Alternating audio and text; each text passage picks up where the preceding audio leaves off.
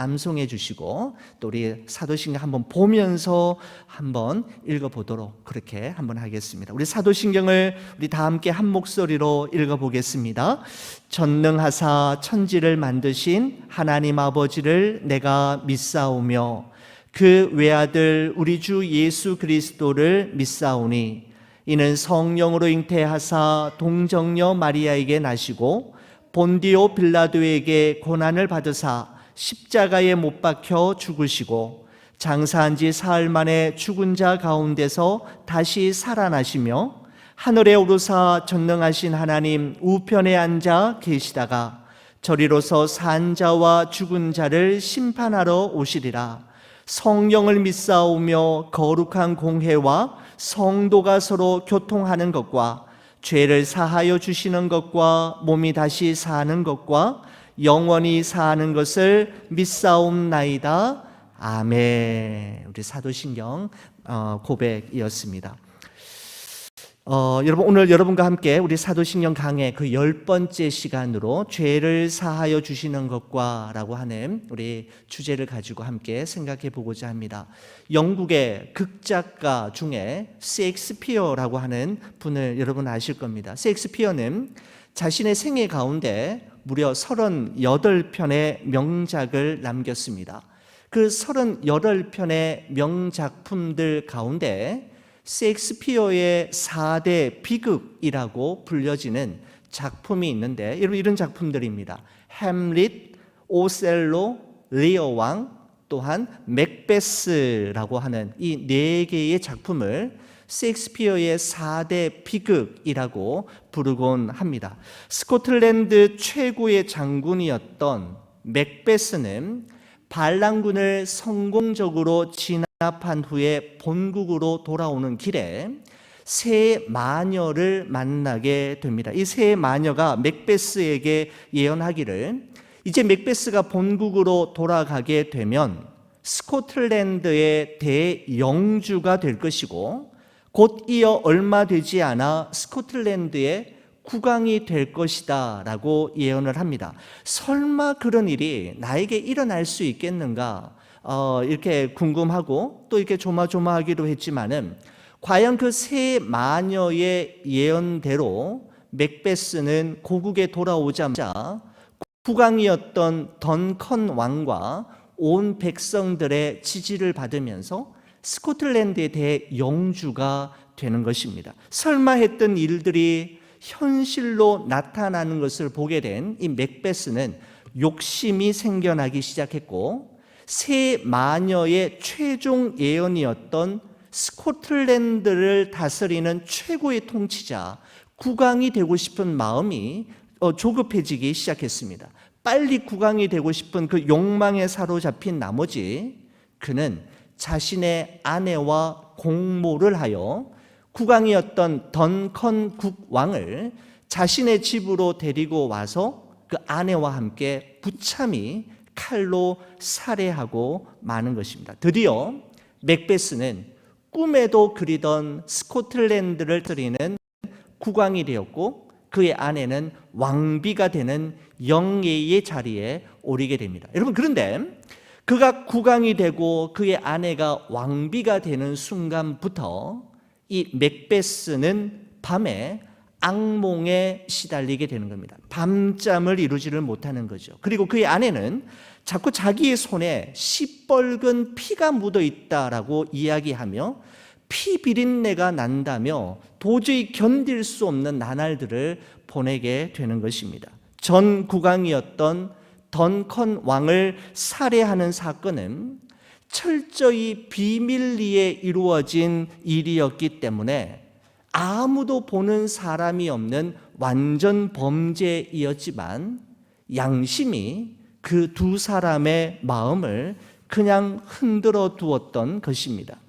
그 소설책에 보면 맥베스의 부인이 더 이상 이 악몽과 같은 시간을 보낼 수 없어 절규하는 장면이 그의 책에 기록되어 있는 것을 보게 되는데 한 대목을 제가 한번 읽어보겠습니다. 아직도 내 손에 피의 냄새가 나는구나. 얼마나 많은 물로 씻어야 하는가. 아라비아의 모든 향수를 다 뿌려도 이 작은 손에서 나는 피 비린내를 지워버릴 수가 그의 작품을 통해 그려내고 있었던 것입니다. 오늘 여러분과 함께 살펴보고 싶은 그 주제는 죄사함, 죄용서입니다. 사도는 믿습니다라고 고백할 것을 우리에게 가르치고 있습니다. 여러분, 그렇다면 죄란 무엇을 의미하는 걸까요? 죄가 무엇일까요? 웨스트민스터 소교리 문답 14번에 보면 것을 하지 않는 것과 하지 말라는 것을 하는 것입니다 라고 웨스트민스터 소교리 문답은 우리에게 말해주고 있습니다. 쉽게 말씀드리면 죄란 하나님의 말씀에 불순종하는 것입니다.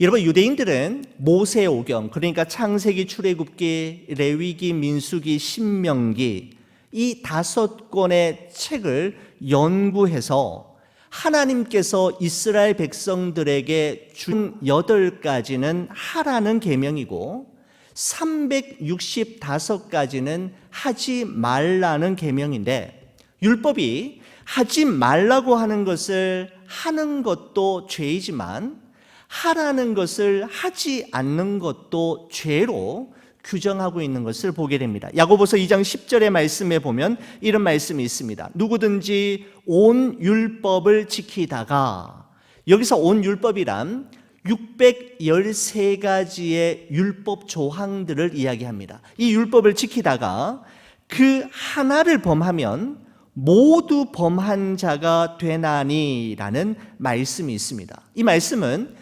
613가지 율법 조항들 중에서 단 하나만 어겨도 안 되고, 아니 지금까지 60-70년 동안 신앙생활하면서 하나도 어기지 않고 지내다가 그만 실수로 딱 하나만 어겨도 그 사람은 죄인으로 인정받게 된다라는 것입니다. 그 사람은 죄인이 된다라는 것이죠. 여러분, 이런 관점에서 볼 때 과연 어느 누가 말씀해주고 있습니다. 예수님께서는 마태복음 5장 21절에서 22절 말씀에 이렇게 말씀하신 적이 있습니다. 옛 사람에게 말한 바 살인하지 말라, 누구든지 살인하면 심판을 받게 되리라 하였다는 것을 너희가 들었으나 나는 너희에게 이르노니 형제에게 노하는 자마다 심판을 받게 되고 형제를 대하여 라가라 하는 자는 공회에 잡혀가게 되고 미련한 놈이라 하는 자는 지옥불에 들어가게 되리라 라고 말씀하셨습니다. 예수님께서는 노하는 자, 화를 내는 자, 그죠? 라가라 하는 자. 여러분, 라가라는 말은 바보, 멍청이, 얼간이라는 말입니다. 누군가를 향해서 이 바보야 라는 말이 죄가 된다라는 것이죠. 그 다음에 미련한 놈이라 하는 자를 살인하는 자와 똑같은 죄로 보고 있다라는 점입니다. 여러분, 세상적인 관점에서 볼 때 살인죄는 다른 사람을 죽이고 다른 사람의 생명을 빼앗는 경우에만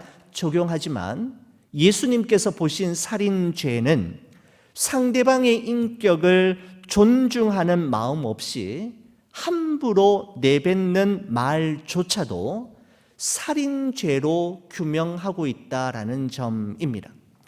여러분, 또한 예수님께서는 마태복음 5장 27절에서 28절에 이렇게도 말씀하신 적이 있습니다. 또 간음하지 말라 하였다는 것을 너희가 들었으나 나는 너희에게 이르노니 음욕을 품고 여자를 보는 자마다 마음에 이미 간음하였느니라 라고 말씀하신 적이 있습니다. 모세의 율법은 간음 행위만 하지 않으면 죄가 아니었지만, 예수님께서는 지나가는 한 여인을 보고 마음속으로 음욕을 품고 부적절한 생각을 하는 것조차도 간음하는 행위로 여기셨던 것을 볼 수가 있습니다. 여러분, 오늘날 세상 법은 음욕을 품는다라고 해서 문제 삼지는 않지만, 예수님께서는 마음과 생각으로 짓는 죄까지도 심각한 죄임을 우리에게 말씀해 주고 있는 것입니다. 여러분, 이런 관점에서 볼 때 이 세상에 죄가 없는 사람, 죄를 짓지 않은 사람이 어디에 있겠습니까? 우리 모두는 하나님이 정하신 그 기준에 도달할 수 없고 하나님이 정하신 법을 만족시킬 수 없는 죄인임에 분명합니다. 여러분, 우리 모두가 죄인이라는 사실을 가장 분명하게 보여주는 증거가 있다면 그것은 사망, 즉 죽음입니다. 우리가 죽는다라는 사실은 바로 우리가 죄인이라는 사실을 우리에게 선명하게 보여주고 있는 것이죠. 이 죽음에서 예외가 되는 사람이 어디에 있습니까? 로마서 6장 23절 말씀에 보면 죄의 삭은 사망이라고 말씀하고 있습니다. 여러분, 여기에 싹, wage라고 하는 말은 임금이라는 뜻 아닙니까? 여러분, 어떤 행위에 대한 합당한 대가를 임금, 싹이라고 이야기합니다. 여러분, 열심히 일한 사람은 그 수고에, 그 열심히 수고한 것에 대한 대가로 임금을 받게 되고, 모범적으로 착하게 잘 살아가는 사람에게는 그 대가로 칭찬과 존경이 대가로 주어지게 되는 것이죠. 우리가 그것을 싹이라고 이야기하는데, 여러분, 이와 마찬가지로 죄를 지은 사람에게는 죄에 대한 싹, 죄에 대한 임금 대가가 동네 거리를 지나 광야로 나아가게 되는데, 동네를 지나갈 때 사람들은 그 염소를 향해 침을 뱉고 저주를 할 뿐만 아니라 먼지를 일으키며 돌을 던집니다. 그리고 그 피투성이가 된 이 염소를 한 사람이 데리고 광야 한 복판까지 데리고 간 후에 아무도 없는 그곳에 그 염소를 혼자 두고 사람들은 돌아오게 되는 것이죠. 그러면 그 염소는 곧 피에 굶주려 있고 모기에 굶주려 있는 다른 들짐승에 의해 모기가 되어 버리고 말았습니다. 여러분, 이런 예식을 통해서 아사셀 염소가 가져간 백성들의 모든 죄를 하나님께서는 다시는 기억하지 않겠다라고 약속해 주셨던 것입니다. 바로 이 아사셀 염소는 우리가 우리의 죄로 말미암아 하나님 앞에 받아야 마땅할 그분의 진노와 형벌, 그리고 죽음을 대신 지시고 비아 돌로로사의 길을 걸으사 골고다 언덕 위 십자가 위에까지 올라가셔서 죽으셨던 예수 그리스도에 대한 그림임을 우리는 알게 됩니다. 여러분, 바로 이러한 예수님의 대속의 죽으심 때문에 우리는 죄 용서를 받게 되었고 영생을 얻게 된 것입니다. 사도 바울은 에베소서 1장 7절에 이렇게 이야기합니다. 우리는 그리스도 안에서 그의 은혜의 풍성함을 따라 그의 피로 말미암아 속량 곧 죄사함을 받았느니라고 말하고 있고, 사도 베드로는 사도행전 4장 12절에 이렇게 이야기합니다. 다른 이로서는 구원을 받을 수 없나니 천하 사람 중에 구원을 받을 만한 다른 이름을 우리에게 주신 일이 없느니라 라고 말씀하고 있습니다. 여러분, 그렇습니다. 예수 그리스도 이외에는 죄의 문제를 해결하고 죄 용서를 받을 수 있는 다른 이름, 다른 길, 다른 방법을 하나님은 우리에게 말씀해 주신 적이 없으셨습니다. 바로 이것이 복음 중에 복음인 것입니다. 그렇다면 마지막으로 죄 사함, 죄 용서를 받은 사람들은 어떻게 우리에게 주어진 남은 삶을 하루하루 살아가야 하는 걸까요? 이런 먼저 하나님, 전적인 하나님의 은혜이었고 하나님의 선물이었음을 우리가 알 수 있습니다. 그렇기 때문에 우리는 하나님 앞에 늘 감사하는 마음으로 살아가야만 하는 것입니다. 여러분, 우리가 좋아하는 찬양 가운데, 우리 감사 찬양으로 잘 알려진 그 찬양 가운데 날 구원하신 주 감사, 모든 것 주심 감사라고 하는 여러분 가사로 시작되는 여러분 감사 찬양이 있지 않습니까? 여러분, 한글말로 번역된 이 찬양에 감사라고 하는 단어가 무려 20번이나 반복해서 나오는데, 가장 첫 번째 감사, 가장 큰 감사가 무엇인가 하면 날 구원하신 주 감사입니다. 그 다음에 모든 것 주심 감사로 이어지게 되는 것을 보게 됩니다. 사랑하는 성도 여러분, 여러분에게 주어진, 여러분들이 하나님 앞에 감사할 때 무엇이 가장 큰 감사이고 첫 번째 감사입니까? 그 첫 번째 감사의 이유가 하나님이 지금까지 나에게 주신 그것으로 인한 감사가 아니라 나의 죄와 허물을 용서하시고 나를 구원해 주신 예수님에 대한 감사이기를 주의 이름으로 간절히 축원을 드립니다. 여러분, 죄사함, 죄 용서를 받은 사람은 또한 어떻게 살아야 할까요? 그는 하나님으로부터 받은 용서가 나를 통해 다른 사람에게로 흘러 들어가는 삶을 살아야 합니다. 여러분, 세상에 쉬운 일이 하나도 없지만 그 중에 한 가지는 누군가를 용서하는 일이지 않습니까?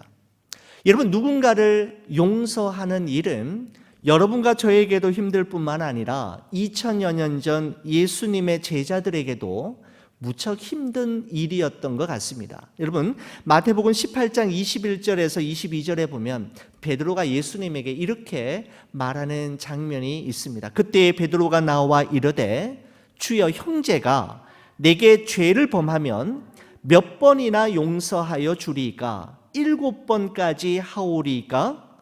예수께서 이르시되 내게 이르노니 7번뿐 아니니라 7번을 70번까지라도 할지니라 라고 말씀하고 있습니다. 여러분, 당시 유대인 랍비들이 누군가가 자신에게 잘못을 했을 때 3번 정도 용서해 주면 된다라고 가르쳤던 것을 감안해 본다면 베드로가 7번까지 용서하면 됩니까? 라고 예수님께 물은 것은 굉장히 후한 용서를 의미하는 것이었습니다. 여러분, 그런데 베드로의 이와 같은 질문, 이런 대답에 대해 예수님은 이렇게 말씀하셨잖아요. 7번이 아니라 7번을 70번까지 용서해 주라라고 말씀하셨습니다. 여러분, 7번을 70번까지, 그러면 7 곱하기 70 하면 490번인데 490번까지는 용서해 주고 491번 때부터는 절대로 용서해 주지 않아도 된다, 그런 의미일까요? 여러분, 그렇지 않습니다.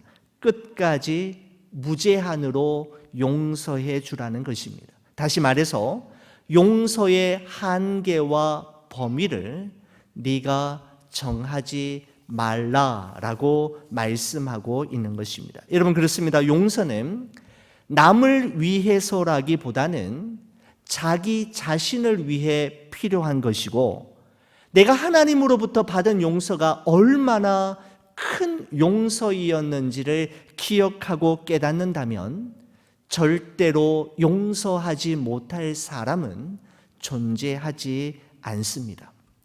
우리는 죄를 사하여 주시는 것을 믿습니다라고 사도신경을 고백할 때마다 우리는 삼위일체 하나님께 진심으로 감사하게 될 뿐만 아니라 하나님으로부터 받은 이 은혜, 이 용서를 가지고 다른 사람에게도 흘려보내므로 그 사람도 사랑하고 용서하며 살아가겠노라고 결단할 수가 있게 되는 것이죠. 여러분, 김남준 목사님이 쓰신 마음지킴이라고 하는 책에 보면 하나님께서 우리를 위해 많은 일을 행하고 계심에도 불구하고 하나님이 행하시는 일을 느낄 수 없는 영적인 무감각함에 이르게 되는 것입니다. 사랑하는 우리 교회 여러분, 죄를 사하여 주시는 것을 믿습니다 라고 고백할 때마다 여러분과 저의 마음속에 죄를 미워하고 죄를 싫어하고 또한 죄를 멀리하게 되기를 간절히 소원합니다. 코로나 바이러스로 말미암아 우리가 사회적 거리두기, 소셜 디스턴싱 6피트, 그죠? 2미터 거리를 유지해야 하지만 여러분 이럴 때일수록 주님과 나와의 거리, 가족과 나와의 거리, 나와 나 자신과의 거리는 더욱 가까워지기를 주의 이름으로 간절히 축원을 드립니다. 사람과 사람 사이의 거리만 멀리 띄울 뿐만 아니라 죄와의 거리, 그죠? 죄악과의 거리도 둠으로써 이 기간을 통해 우리의 삶이 하나님 보시기에 더욱더 정결하고 거룩한 그리스도인으로 재탄생되어지는, 회복되어지는 기회가 되기를 우리 주의 이름으로 간절히 축원을 드립니다. 우리 다 함께 기도하시겠습니다.